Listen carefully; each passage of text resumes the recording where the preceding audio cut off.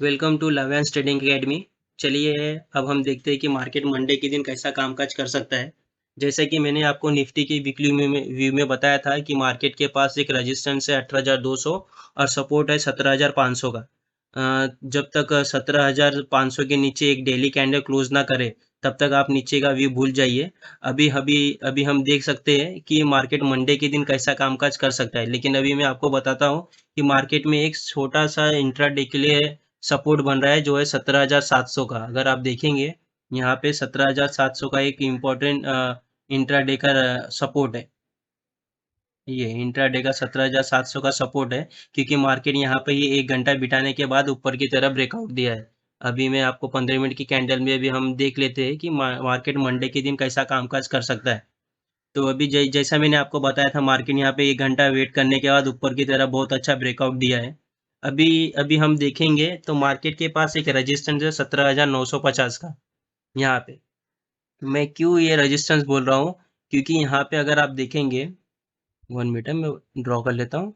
ये अगर आप देखेंगे मार्केट यहाँ पे जो जो इतना बड़ा फॉल हुआ है, मार्केट यहाँ पे 1 डेढ़ घंटा वेट करने के बाद सीधे नीचे की तरफ ब्रेकआउट दिया। मतलब यहाँ पे एक दिन वेट किया है कंसोलिडेशन करने में, उसके बाद सेकेंड डे फ्लैट ओपनिंग होता है और सीधे नीचे की तरफ आता है।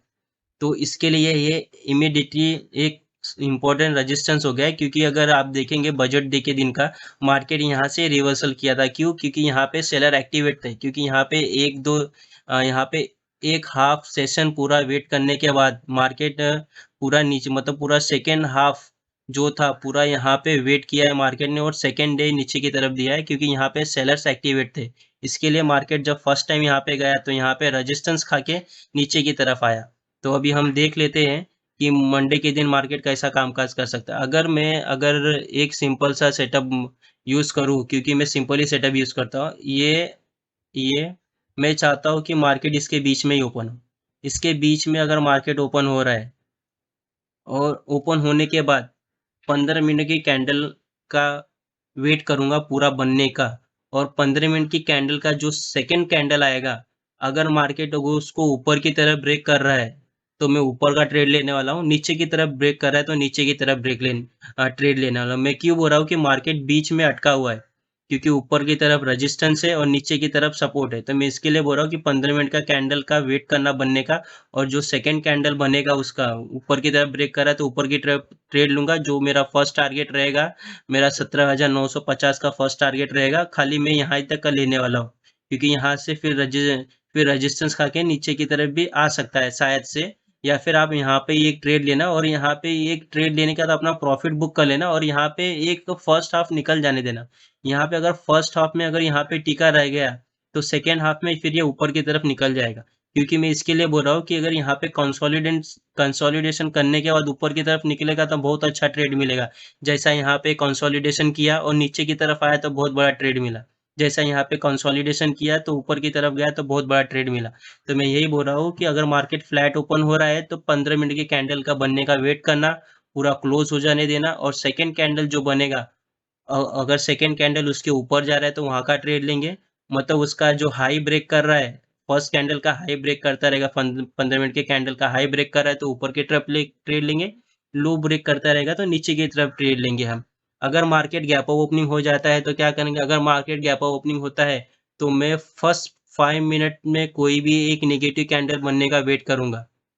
अगर एक नेगेटिव कैंडल बन रहा है मेरे लिए, तो मैं उसका ही हाई और लो मार्क करके मैं नीचे की तरफ ट्रेड करूँगा। जो भी रेड कैंडल बनेगा, उसको जो लो को क्रॉस करेगा, जो भी एक रेड कैंडल बना, मतलब फर्स्ट 5 मिनट का रेड कैंडल बना अगर नेगेटिव, और अगर उसी ही लो को क्रॉस करके नीचे की तरफ आ रहा है, तो मैं पीई की तरफ ट्रेड लेने वाला हूँ और जो मेरा फर्स्ट टारगेट रहेगा, खाली ये रेजिस्टेंस तक का रहेगा। जैसा मैंने आपको बताया था, मैं इंट्राडे ट्रेडर हूँ, तो मेरे लिए प्रीवियस डे का हाई, लो और क्लोजिंग इंपॉर्टेंट हो जाता है तीनों। अगर गैप डाउन ओपन हो जाएगा तो आप क्या करोगे? अगर मार्केट गैप डाउन ओपन हो जा रहा है तो अगर मैं यहाँ पे एक हैमर का कैंडल का वेट करूंगा या फिर रेंज बनने का वेट करूंगा।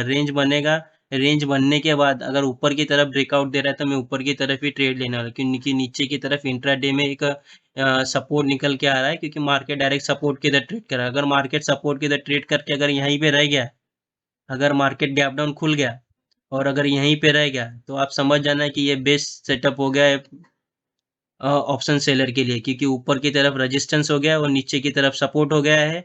तो इसके लिए अभी ये नीचे की तो फिर ऑप्शन सेलर क्या चाहेंगे कि मैं यही रेंज में बंद कर दूं, मेरा ऊपर का लेग में भी प्रॉफिट मिल जाएगा और नीचे की लेग में भी। तो मैं यही चाहता हूँ कि अगर मार्केट गैप डाउन ओपन हो जाए, अगर कोई हैमर कैंडल बनाने के बाद ऊपर की तरफ निकल रहा है तो मैं ट्रेड लूंगा। हैमर कैंडल का ही मेरा स्टॉप लॉस रहेगा और जो भी मेरा एंट्री पॉइंट रहेगा वही रहेगा। हैमर कैंडल बनने के बाद ऊपर की तरफ जा रहा है तो मैं ट्रेड ले लूंगा, और अगर रेंज बनने के बाद ऊपर की तरफ जा रहा है तो ही मैं ट्रेड लेने वाला हूँ, क्योंकि यहाँ से ये ऊपर की तरफ ये है जो प्रीवियस डे का क्लोजिंग और नीचे की तरफ जो सपोर्ट है, अगर मार्केट गैप डाउन ओपन हो गया तो यहीं पे एक सपोर्ट बना, मतलब यहीं पे ही एक इनसाइड कैंडल बना के रह जाएगा।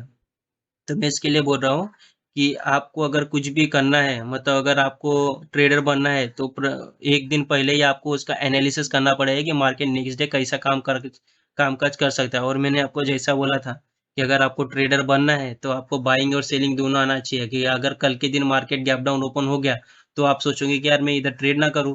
अगर जैसा मैंने सिचुएशन बताया, अगर हैमर बनने के बाद ऊपर की तरफ जा रहा है तो वही मैं ट्रेड लूँगा। हैमर बनने के बाद ऊपर की तरफ या फिर रेंज बना के चला। अगर मार्केट हैमर भी नहीं बनाया और रेंज भी नहीं बनाया, यहाँ पे वोलेटाइल हो गया, तो फिर आपका तो एक दिन वेस्ट हो गया। तो मैं इसके लिए बोल रहा हूँ कि आपको बाइंग और सेलिंग दोनों आना चाहिए, ताकि आप ऊपर का एक 17,800 का आप 17,850 का आप सीई सेल कर सकते हो, और नीचे की तरफ आप 17,500 का आप पीई सेल करके बैठ सकते हो, ताकि मार्केट यही रेंज में बना रहे। अगर गैप अप ओपनिंग हो गया, फ्लैट ओपनिंग हो गया, गैप डाउन ओपनिंग हो गया, तो क्या करना है मैंने आपको अच्छे से एक्सप्लेन कर दिया है। चलिए अब हम कल मिलेंगे कि मार्केट ने मेरे एनालिसिस के हिसाब से ट्रेड दिया कि नहीं मुझे। Thank you.